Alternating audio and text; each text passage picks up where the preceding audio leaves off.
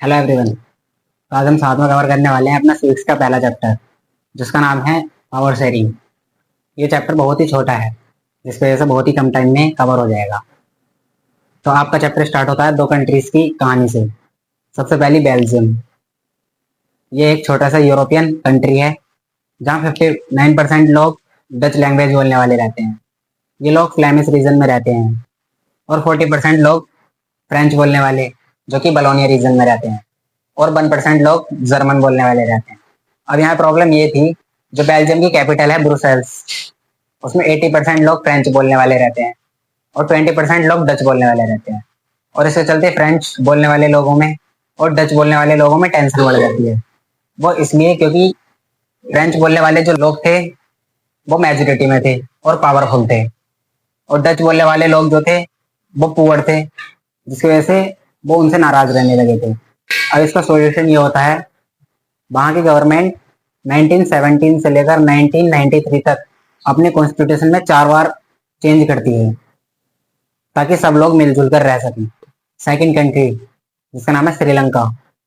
यहाँ 74% लोग सिन्हाला बोलने वाले रहते हैं और 18% लोग तमिल बोलने वाले रहते हैं।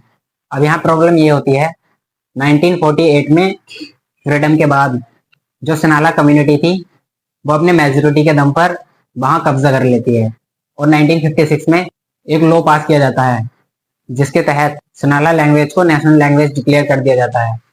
जॉब और स्कूल में सनाला कम्युनिटी को प्रायोरिटी दी जाती है और बौद्ध धर्म को बढ़ावा दिया जाता है। और इसका रिजल्ट ये रहा, तमिल बोलने वाले लोगों ने अपने आप को अलग महसूस किया, जिसकी वजह से वहां सिविल वॉर स्टार्ट हो गया था। सेकेंड टॉपिक, पावर शेयरिंग जरूरी ही क्यों है। इसके दो रीजन हैं।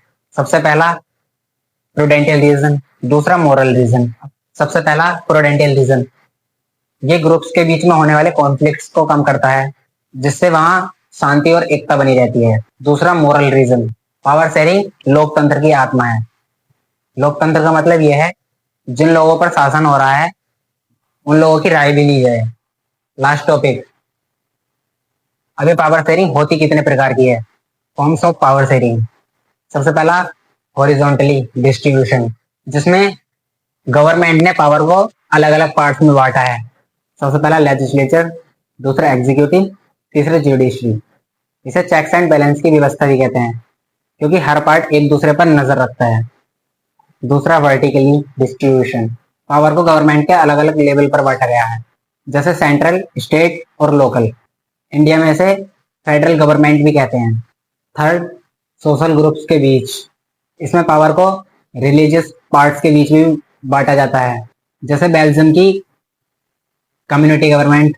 Fourth, political parties and pressure groups, अलग अलग पॉलिटिकल पार्टीज और सोशल ग्रुप्स ये पावर में हिस्सेदारी लेते हैं। जब किसी एक ग्रुप को पावर नहीं मिलती तो ग्रुप्स कोलिशन गवर्नमेंट बनाते हैं, जो पावर को साझेदारी का ही रूप मानते हैं। और यहाँ आपका चैप्टर फिनिश होता है।